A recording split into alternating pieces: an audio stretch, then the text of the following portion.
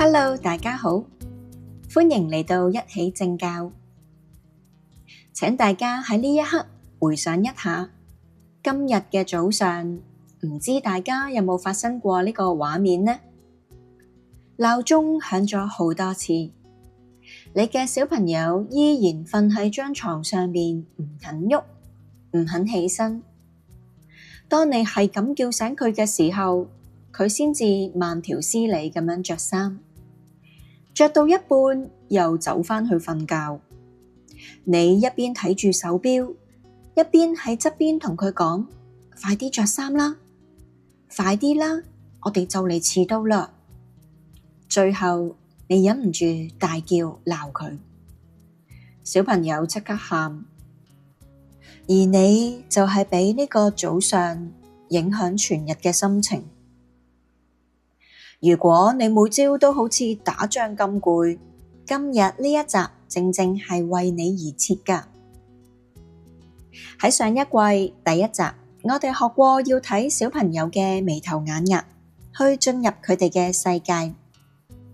針對 SEN 嘅小朋友，特別係 ADHD 或者係 ASD 嘅小朋友，佢哋嘅大腦執行功能往往都係比較弱。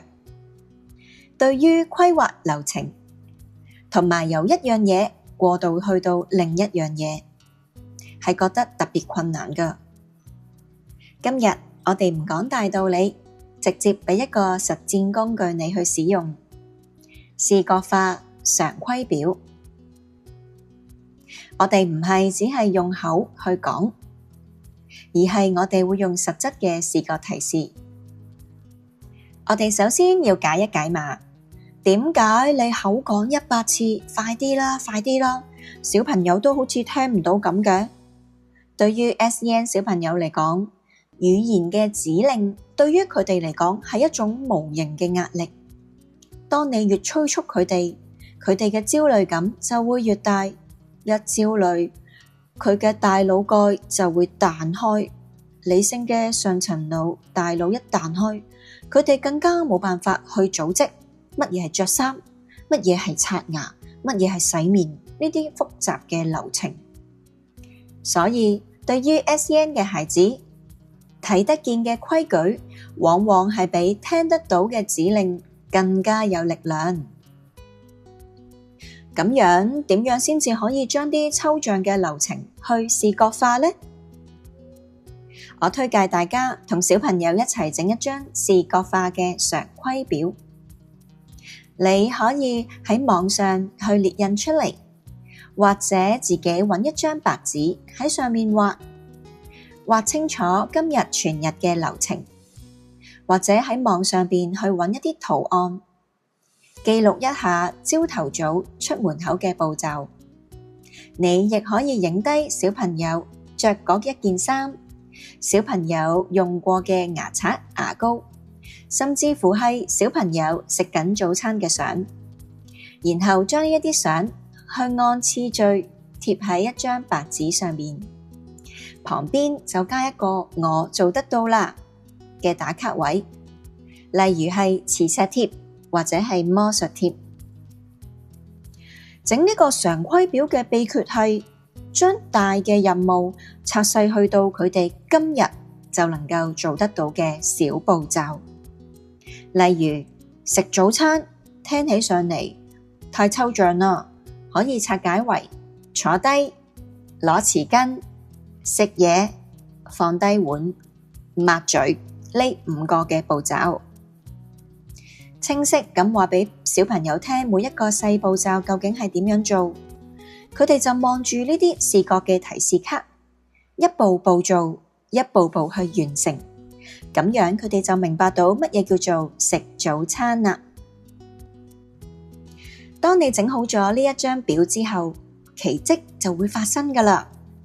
第2日嘅早上，當你又見到小朋友拖拖拉拉，我哋試下唔好用口去催促，只要你行過去，溫柔咁樣拍一拍佢，指一指嗰張視覺提示嘅常規表，你可以好驚訝咁講：哇，你着完衫啦！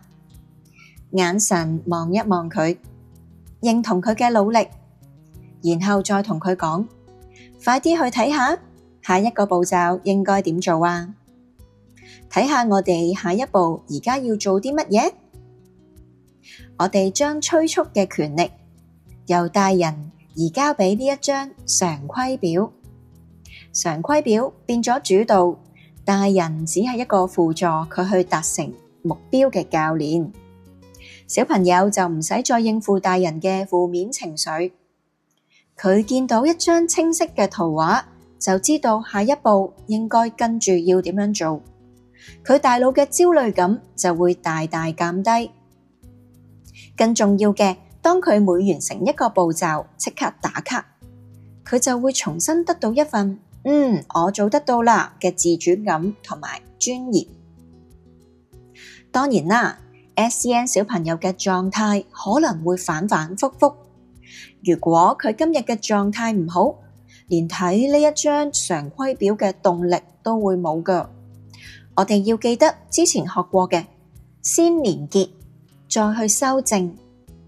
你可以踎低身同佢講，媽咪今日見到呢一張常規表喎，似乎見到你唔知點樣開始做，你要唔要媽咪同你一齊做第一個步驟啊？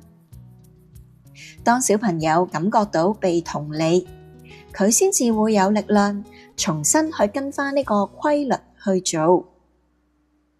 當呢個常規成為主導，家長就唔需要再做衰人，係咁鬧佢啦。每日朝頭早嘅目標，我哋其實係要贏得小朋友嘅合作，陪佢順利開展新嘅一日。今日返到屋企，不妨試下同小朋友一齊去動手做一張專屬佢哋嘅常規表啦。多謝你收聽今日呢一集。如果你今日都試咗呢一招，歡迎留言話俾我知有冇成功到。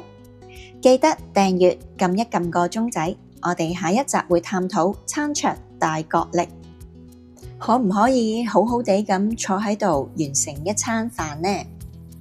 我哋會拆解感官敏感同埋偏食嘅問題。記得照顧好自己，先可以照顧好小朋友。